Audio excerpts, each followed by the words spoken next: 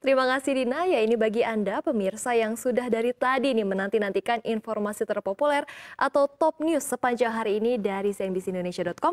Langsung saja kita ke berita yang pertama adalah Al-Quran dibakar, Erdogan ngamuk. Presiden Turki Recep Tayyip Erdogan memperingatkan Swedia bahwa mereka seharusnya tidak mengharapkan dukungannya untuk bergabung dengan NATO setelah adanya insiden pembakaran Al-Quran di luar kedutaan Ankara di Stockholm.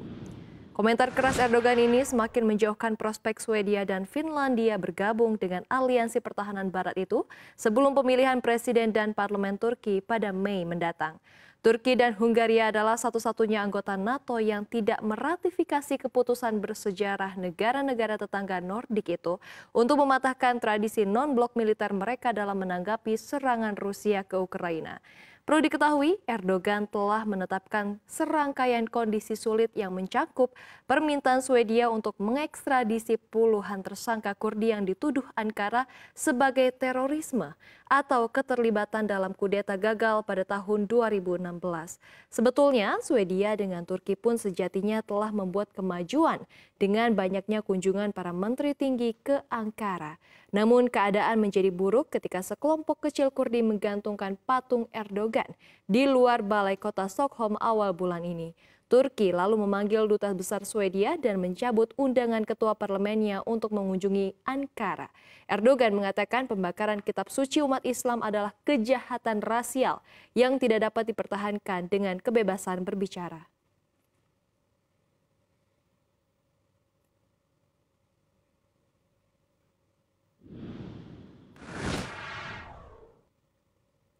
Sementara itu, untuk informasi terpopuler yang kedua adalah pendiri Google respons kode merah. Larry Page dan Sergey Brin, dua pendiri Google, tiba-tiba muncul di markas Google. CEO Alphabet Sundar Pichai dikabarkan mengirimkan red code untuk meminta bantuan mereka soal OpenAI.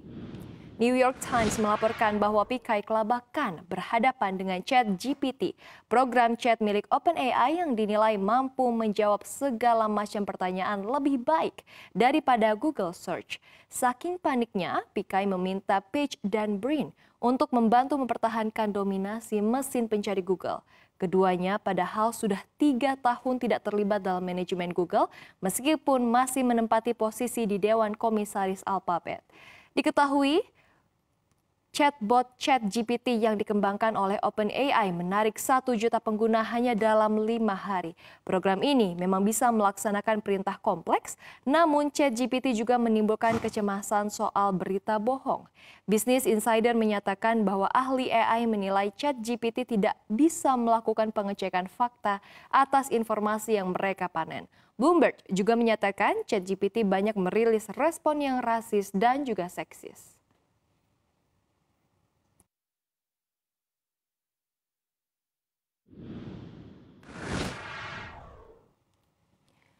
Ya, untuk informasi yang ketiga adalah pendiri startup bodong tidak dipenjara. Elizabeth Holmes, pendiri Theranos, tak masuk penjara setelah dijatuhi hukuman November lalu.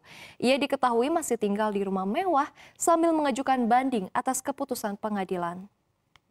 Theranos merupakan startup tes darah asal Amerika Serikat. Wall Street Journal mengungkapkan laporan mesin tes darah perusahaan tidak bisa berfungsi seperti yang diklaim oleh Holmes. Valuasi Theranos sebesar 9 miliar US dollar amblas, sementara Holmes diseret ke meja hijau setelah dituding melakukan penipuan. November lalu, Elizabeth telah dihukum lebih dari 11 tahun penjara, namun ia masih saja tinggal di perkebunan yang sewanya senilai 13.000 US dollar per bulan. Menurut jaksa, perempuan 38 tahun tersebut tidak menunjukkan adanya penyesalan. Sementara pengacara Holmes mengatakan kliennya harus dibiarkan bebas dengan jaminan selama bandingnya.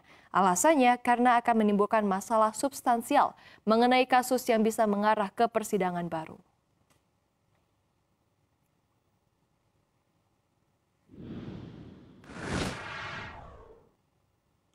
Ya, informasi terpopuler yang keempat atau yang terakhir adalah rekening dibobol, nasabah ancam BCA.